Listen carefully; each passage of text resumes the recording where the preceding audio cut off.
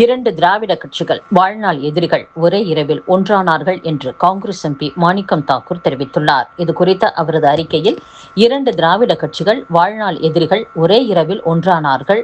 தமிழகத்திற்காக இல்லை, மத சார்பின்மைக்காக இல்லை, ஒரே ஒரு மனிதன் விஜயை நிறுத்துவதற்காக காங்கிரஸ் தெளிவாக பார்த்தது வெளியேறியுள்ளது. RSS பாஜகவின் பி டீமுடன் படுத்துக்கொண்டு உங்களை மதசார்பற்றவர் என்று சொல்ல முடியாது. நிலையான அரசு என்பது இரண்டு பயந்த கட்சிகள் தங்கள் அதிகாரத்தை காக்கும் அரசியல் மொழி. காங்கிரஸ் சரியாகவே வெளியேறியுள்ளது. திமுக இன்று தன் முகமூடியை கழற்றுமா என்றும் மாணிக்கம் தாக்கூர் கூறியுள்ளார். 12ஆம் வகுப்பு பொதுத் தேர்வு முடிவுகள் இன்று காலை 9:30 மணிக்கு வெளியிடப்பட்டது. 95.20% மாணவ மாணவிகள் தேர்ச்சி பெற்றுள்ளனர். தமிழக அரசின் மாநில பாடத்திட்டத்தின் கீழ் இயங்கும் பள்ளிகளில் +2 படித்த மாணவர்களுக்கு கடந்த மார்ச் 2ஆம் தேதி முதல் 26ஆம் தேதி வரை பொதுத் தேர்வுகள் நடைபெற்றன. சென்னை நுங்கம்பாக்கத்தில் உள்ள மாநில கல்வியியல் ஆராய்ச்சி மற்றும் பயிற்சி நிறுவன அரங்கில் தேர்வு முடிவுகளை தேர்வுத்துறை இன்று காலை 9:30 மணிக்கு வெளியிட்டது. தேர்வு எழுதிய மாணவ மாணவிகளின் எண்ணிக்கை 8.27 லட்சம் பேர். மொத்தம் 95.20% மாணவ மாணவிகள் தேர்ச்சி பெற்றுள்ளனர். தேர்வு எழுதிய மாணவிகளில் 97% பேர் தேர்ச்சி பெற்றனர். வழக்கம் போல் மாணவிகளே அதிகம் தேர்ச்சி பெற்றுள்ளனர். 12ஆம் வகுப்பில் தேர்ச்சி பெற்றவர்களுக்கு தற்காலிக மதிப்பெண் பட்டியல் மே 13ஆம் தேதி முதல் வழங்கப்படும். 12ஆம் வகுப்பு பொதுத் தேர்வில் வெற்றி பெறாத மாணவ மாணவிகளுக்கு வரும் ஜூன் 28ஆம் தேதி முதல் ஜூலை 7ஆம் தேதி வரை துணைத் தேர்வுகள் நடைபெறவுள்ளதாக தகவல் வெளியாகியுள்ளது. +2 தேர்வெழுதிய மாணவர்களின் மொபைல் போன் எண்ணுக்கு குறுஞ்செய்தியாக முடிவுகள் அனுப்பப்பட்டது.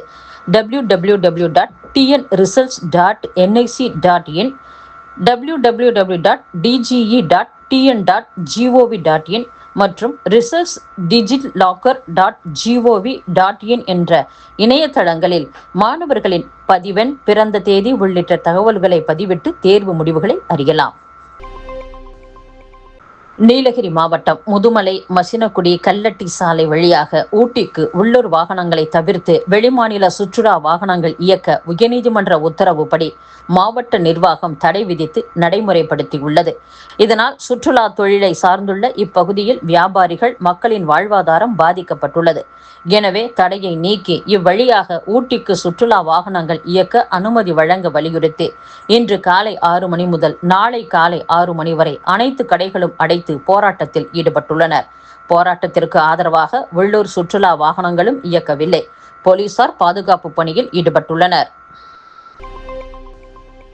இந்திய யூனியன் முஸ்லிம் லீக் கட்சியின் தலைவர் காதர் மொய்தீனை தமிழக வெற்றிக் கழக கொள்கை பரப்பு செயலாளர் அருண்ராஜ் சந்தித்தார். அப்போது விஜய் தலைமையில் தாவேக ஆட்சி அமைக்க ஆதரவு அளிக்க வேண்டும் என்று கோரிக்கை விடுத்துள்ளார். இந்த சந்திப்புக்கு பின் அருண்ராஜ் செய்தியாளர்களை சந்திக்கையில், பல கட்சிகளிடம் ஆதரவு கோரியுள்ளோம், நல்லது நடக்கும் என நம்புகிறோம் என்றார்.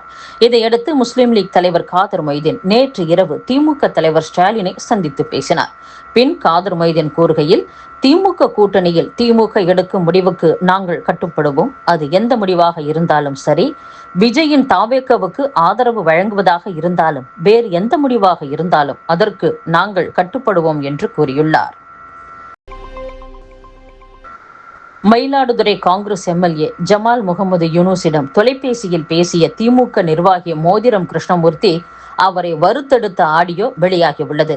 தேர்தலில் காங்கிரஸ் கட்சி 5 இடங்களில் வெற்றி பெற்றுள்ளது. அதில் ஒரு MLA மயிலாடுதுறை தொகுதியைச் சேர்ந்த ஜமால் முகமது யூனுஸ் ஆவார்.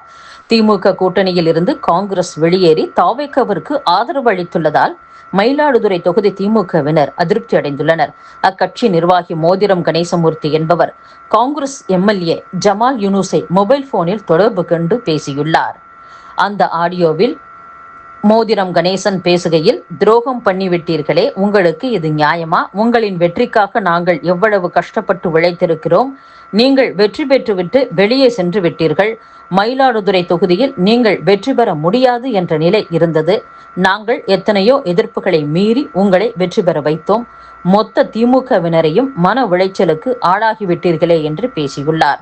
அதற்கு MLA ஜமால் முகமது யூனுஸ், நாங்கள் முடிவு எடுக்கவில்லை, மேலிடம் முடிவு எடுத்துள்ளது என்று கூறி சமாளித்துள்ளார். பஞ்சாப் குண்டுவெடிப்பு சம்பவம் எதிரொலியாக நாடு முழுவதும் பாதுகாப்பு ஏற்பாடுகள் தீவிரப்படுத்தப்பட்டுள்ள நிலையில் தமிழகத்திலும் முக்கிய இடங்களில் பாதுகாப்பை பலப்படுத்த வேண்டும் என மத்திய உளவுத்துறை எச்சரித்துள்ளது. பஞ்சாப் மாநிலத்தில் எல்லை பாதுகாப்பு படை தலைமையகம் உட்பட 2 இடங்களில் அடுத்தடுத்து 2 குண்டுவெடிப்பு சம்பவங்கள் நடந்துள்ளன. இதற்கான சதி செயல்களின் பின்னணியில் பாகிஸ்தான் உளவு அமைப்பான ISI இருப்பது தெரியவந்துள்ளது.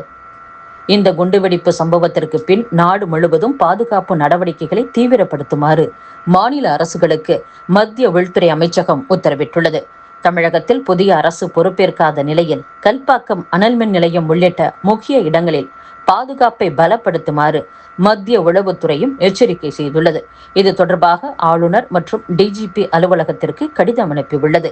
இதையடுத்து மண்டல IGக்கள் மற்றும் மாவட்ட SPக்கள் வாயிலாக பாதுகாப்பு ஏற்பாடுகள் பலப்படுத்தப்பட்டுள்ளன. வாகன சோதனையும் தீவிரப்படுத்தப்பட்டுள்ளன.